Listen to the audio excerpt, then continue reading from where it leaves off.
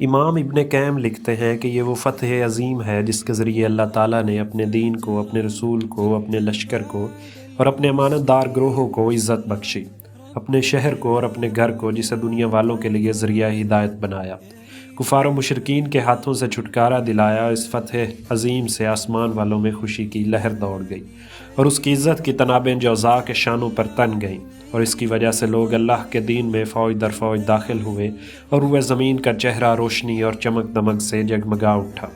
صلح حدیبیہ کے ذکر میں ہم یہ بتا چکے ہیں کہ اس معاہدے کی ایک دفعہ یہ تھی کہ جو کوئی محمد رسول اللہ صلی اللہ علیہ وآلہ وسلم کے عہد و پیمان میں داخل ہونا چاہے داخل ہو سکتا ہے، اور جو کوئی قریش کے عہد و پیمان میں داخل ہونا چاہے داخل ہو سکتا ہے، اور جو قبیلہ جس فریق کے ساتھ شامل ہوگا اس فریق کا ایک حصہ سمجھا جائے گا۔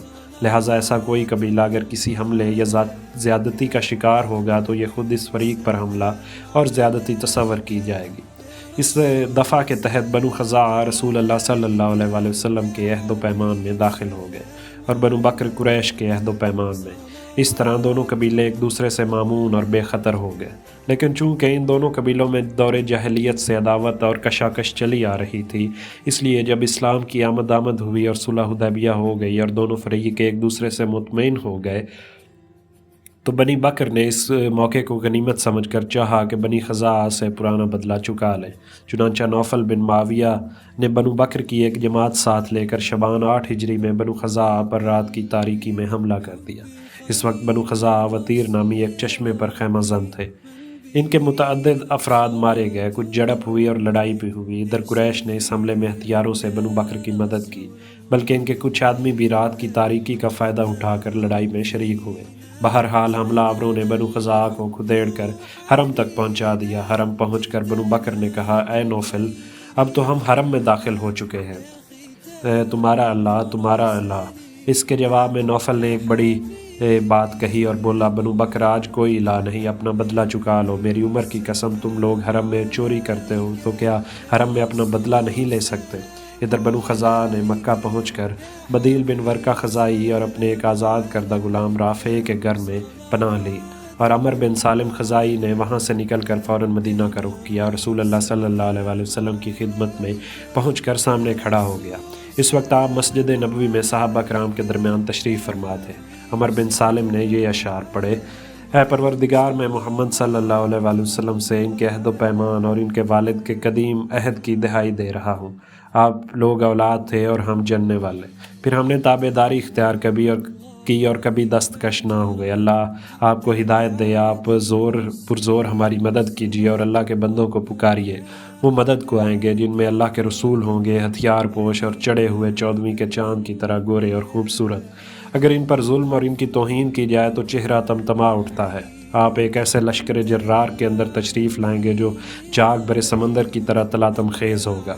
یقیناً قریش نے آپ کے عہد کی خلاف ورزی کی ہے اور آپ کا پختہ پیمان توڑ دیا ہے۔ انہوں نے میرے لیے قضاء میں گھات لگائی اور یہ سمجھا کہ کسی کو مدد کے لیے نہ پکاروں گا، حالانکہ وہ بڑے ذلیل اور تعداد میں قلیل تھے۔ انہوں نے وطیر پر رات میں حملہ کیا اور ہمیں رکوع و سجود کی حالت میں قتل کیا، یعنی ہم مسلمان تھے اور ہمیں قتل کیا گیا۔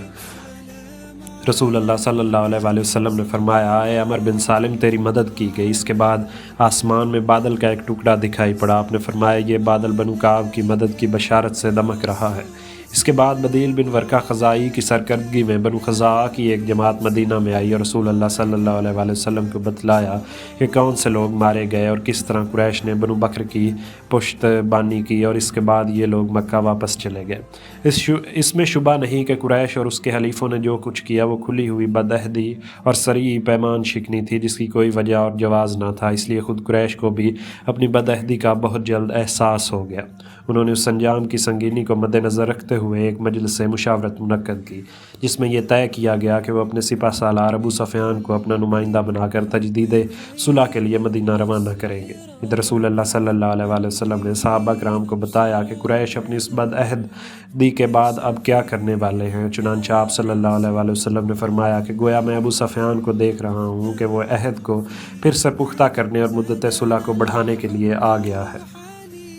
ادھر ابو سفیان طے شدہ قرارداد کے مطابق روانہ ہو کر عثمان پہنچا اور تو بدیل بن ورقہ سے ملاقات ہوئی۔ بدیل مدینہ سے مکہ واپس آ رہا تھا۔ ابو سفیان سمجھ گیا کہ یہ نبی کریم صلی اللہ علیہ وآلہ وسلم کے پاس سے ہو کر آ رہا ہے۔ پوچھا بدیل کہاں سے آ رہے ہو؟ بدیل نے کہا میں خزاع کے ہمراہ اس ساحل اور وادی میں گیا تھا۔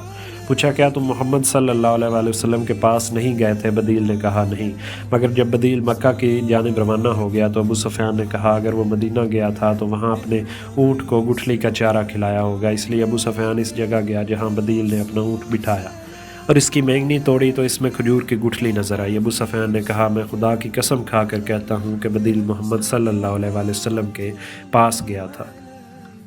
بہرحال ابو سفیان مدینہ پہنچا اور اپنی صاحبزادی ام المؤمنین حضرت ام حبیبہ رضی اللہ تعالیٰ عنہ کے گھر گیا۔ جب رسول اللہ صلی اللہ علیہ وآلہ وسلم کے بستر پر بیٹھنا چاہا تو انہوں نے بستر لپیٹ دیا۔ ابو سفیان نے کہا بیٹی کیا تم نے اس بستر کو میرے لائق نہیں سمجھا یا مجھے اس بستر کے لائق نہیں سمجھا؟ انہوں نے کہا یہ رسول اللہ صلی اللہ علیہ وآلہ وسلم کا بستر ہے اور آپ ایک ناپاک مشرک آدمی ہیں۔ ابو سفیان نے کہا خدا کی قسم میرے بعد تمہیں بھی شر پہنچ گیا ہے۔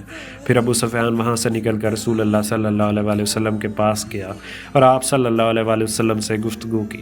آپ نے اسے کوئی جواب نہ دیا۔ اس کے بعد ابو بکر کے پاس گیا اور ان سے کہا کہ وہ رسول اللہ صلی اللہ علیہ وآلہ وسلم سے گفتگو کریں۔ انہوں نے کہا میں ایسا نہیں کر سکتا۔ اس کے بعد وہ عمر بن خطاب کے پاس گیا اور ان سے بات کی۔ انہوں نے کہا بھلا میں تم لوگوں کے لیے رسول اللہ صلی اللہ علیہ وآلہ وسلم سے سفارش کروں گا۔ خدا کی قسم اگر مجھے لکڑی کے ٹکڑے کے سوا کچھ دستیاب نہ ہو تو میں اس کے ذریعے تم لوگوں سے جہاد کروں گا۔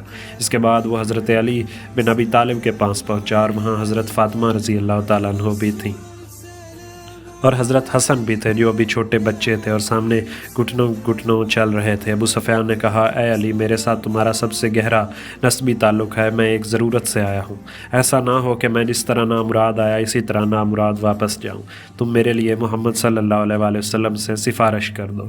حضرت علی نے کہا ابو سفیان تجھ پر افسوس، رسول اللہ نے ایک بات کا عزم کر لیا ہے، ہم اس بارے میں آپ سے کوئی بات نہیں کر سکتے۔ اس کے بعد وہ حضرت فاطمہ کی طرف متوجہ ہوا اور بولا کیا آپ ایسا کر سکتی ہیں کہ اپنے اس بیٹے کو حکم دیں کہ وہ لوگوں کے درمیان پناہ دینے کا اعلان کر کے ہمیشہ کے لیے عرب کا سردار ہو جائے؟ حضرت فاطمہ نے کہا واللہ میرا یہ بیٹا اس درجے کو نہیں پہنچا کہ لوگوں کے درمیان پناہ دینے کا اعلان کر سکے، اور رسول اللہ صلی اللہ علیہ وآلہ وسلم کے ہوتے ہوئے کوئی پناہ دے بھی نہیں سکتا۔ ان کوششوں اور ناکامیوں کے بعد ابو سفیان کی آنکھوں کے سامنے دنیا تاریک ہو گئی۔ اس نے حضرت علی بن ابی طالب رضی اللہ تعالیٰ عنہ سے سخت گھبراہٹ اور کشمکش اور مایوسی اور نا امیدی کی حالت میں کہا ابو الحسن میں دیکھتا ہوں کہ معاملات سنگین ہو گئے ہیں، لہٰذا مجھے کوئی راستہ بتاؤ۔ حضرت علی نے کہا خدا کی قسم میں تمہارے لیے کوئی کارآمد چیز نہیں جانتا، البتہ تم بنو کنانہ کے سردار ہو، لہٰذا کھڑے ہو کر لوگوں کے درمیان امان کا اعلان کر دو، اس کے بعد اپنی سرزمین میں واپس چلے جاؤ۔ ابو سفیان نے کہا کیا تمہارا خیال ہے کہ یہ میرے لیے کچھ مددگار ثابت ہوگا؟ حضرت علی نے کہا نہیں، خدا کی قسم میں اسے کارآمد تو نہیں سمجھتا، لیکن اس کے علاوہ کوئی صورت بھی سمجھ نہیں آتی۔ اس کے بعد ابو سفیان نے مسجد میں کھڑے ہو کر اعلان کیا میں لوگوں کے درمیان امان کا اعلان کر رہا ہوں، پھر اپنے اونٹ پر سوار ہو کر مکہ چلا گیا۔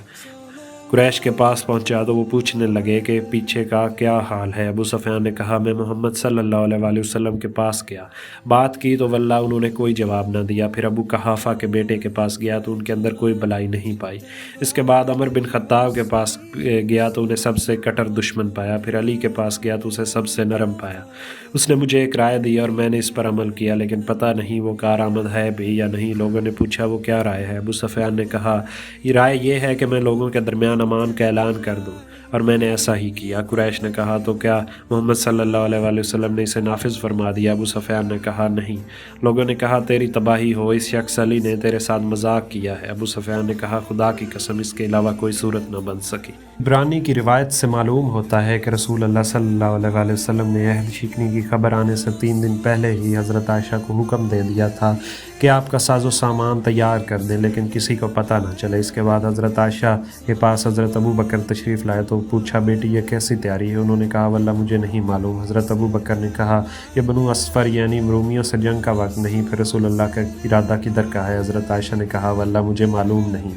تیسرے روز الصبح عمر بن سالم خزاعی 40 سواروں کا لے کر پہنچ گیا اور اشعار کہے تو لوگوں کو معلوم ہوا کہ قریش نے بد عہدی کی ہے۔ اس کے بعد بدیل آیا، پھر ابو سفیان آیا، تو لوگوں کو حالات کا ٹھیک ٹھیک علم ہو گیا، اور اس کے بعد رسول اللہ نے تیاری کا حکم دیتے ہوئے بتلایا کہ مکہ چلنا ہے، اور ساتھ ہی یہ دعا فرمائی کہ اے اللہ جاسوسوں اور خبروں کو قریش تک پہنچنے سے روک اور پکڑ لے تاکہ ہم ان کے علاقوں میں ان کے سر پر ایک دم جا پہنچیں۔ پھر کمال، اخفا اور رازداری کے غرض سے رسول اللہ صلی اللہ علیہ وآلہ وسلم نے شروع ماہ رمضان 8 ہجری میں حضرت ابو قتادہ بن ربیع کی قیادت میں 8 آدمیوں کا ایک سریہ بطن عظم کی طرف روانہ فرمایا۔ یہ مقام ذی خشب اور ذی المروت کے درمیان مدینہ سے تقریباً 36 میل کے فاصلے پر واقع ہے۔ مقصد یہ تھا کہ سمجھنے والا سمجھے کہ آپ اس علاقے کا رخ کریں گے، اور یہی خبریں ادھر ادھر پھیلیں۔ لیکن یہ سریہ جب اپنے مقررہ مقام پر پہنچ گیا تو اسے خبر ملی کہ رسول اللہ مکہ کے لیے روانہ ہو چکے ہیں، چنانچہ یہ بھی آپ سے جا ملا۔ ادھر حاطب بن ابی بلتع نے قریش کو ایک رکا لے کر یہ اطلاع بھیجی کہ رسول اللہ حملہ کرنے والے ہیں۔ انہوں نے یہ رکا ایک عورت کو دے دیا اور اسے قریش تک پہنچانے پر معاوضہ رکھا۔ عورت کے سر کی چوٹی میں رکا چھپا کر روانہ کیا، لیکن رسول اللہ کو وحی سے حاطب کی اور اس حرکت کی خبر دے دی گئی۔ چنانچہ آپ نے حضرت علی، حضرت مقداد، حضرت زبیر، حضرت ابو مرثد غنوہ کو یہ کہہ کر بھیجا کہ جاؤ روضہ خاخ پہنچو، وہاں ایک ہودج نشین عورت ملے گی جس کے پاس قریش کے نام ایک رکا ہوگا۔ یہ حضرات گھوڑوں پر سوار تیزی سے روانہ ہوئے، وہاں پہنچے تو عورت موجود تھی۔ اس نے کہا، وہ نیچے اترے اور پوچھا کہ تمہارے پاس کوئی خط ہے؟ اس نے کہا، میرے پاس کوئی خط نہیں۔ انہوں نے اس کے کجاوے کی تلاشی لی لیکن کچھ نہ ملا۔ اس پر حضرت علی نے کہا، میں خدا کی قسم کھا کر کہتا ہوں کہ نہ تو رسول اللہ نے جھوٹ بولا ہے نہ ہم جھوٹ کہہ رہے ہیں، تم یا تو خط نکالو یا ہم تمہیں ننگا کر دیں گے۔ جب اس نے یہ پختگی دیکھی تو بولی، اچھا منہ پھیرو۔ انہوں نے منہ پھیرا تو اس نے چوٹی کھول کر خط نکالا اور ان کے حوالے کر دیا۔ یہ لوگ خط لے کر رسول اللہ کے پاس پہنچے تو اس میں تحریر تھا کہ حاطب بن ابی بلتع کی طرف سے قریش کے نام۔ پھر قریش کو رسول اللہ کی روانگی کی خبر دی۔ پھر رسول اللہ نے حضرت حاطب کو بلا کر پوچھا کہ حاطب یہ کیا ہے؟ انہوں نے کہا، رسول اللہ میرے خلاف جلدی نہ فرمائیے، خدا کی قسم اللہ اور اس کے رسول پر میرا ایمان ہے، نہ تو میں مرتد ہوا ہوں اور نہ مجھ میں تبدیلی آئی ہے۔ بات صرف اتنی ہے کہ میں خود قریش کا آدمی نہیں، البتہ ان کے ساتھ چپکا ہوا تھا اور میرے اہل و عیال اور بال بچے وہی ہیں، لیکن قریش سے میری کوئی قرابت نہیں۔ وہ میرے بال بچوں کی حفاظت کریں، اور اس کے برخلاف دوسرے لوگ جو آپ کے ساتھ ہیں وہاں ان کے قرابت دار ہیں جو ان کی حفاظت کریں گے۔ اس لیے جب بھی یہ چیز حاصل نہ تھی تو میں نے چاہا کہ ان پر ایک احسان کر دوں جس کے عوض وہ میرے قرابت داروں کی حفاظت کریں۔ اس پر حضرت عمر نے کہا، اے اللہ کے رسول مجھے چھوڑیے کہ میں ان کی گردن مار دوں، کیونکہ اس نے اللہ اور اس کے رسول کے ساتھ خیانت کی ہے اور یہ منافق ہو گیا ہے۔ رسول اللہ نے فرمایا، دیکھو یہ جنگ بدر میں حاضر ہو چکا ہے، اور عمر تمہیں کیا پتہ، ہو سکتا ہے اللہ نے اہل بدر کو دیکھ کر کہا ہو کہ تم لوگ جو چاہو کرو، میں نے تمہیں بخش دیا ہے۔ یہ سن کر حضرت عمر کی آنکھیں اشکبار ہو گئی اور انہوں نے کہا، اللہ اور اس کے رسول بہتر جانتے ہیں۔ اس طرح اللہ نے جاسوسوں کو پکڑ لیا اور مسلمانوں کی جنگی تیاریوں کی کوئی خبر قریش تک نہ پہنچ سکی۔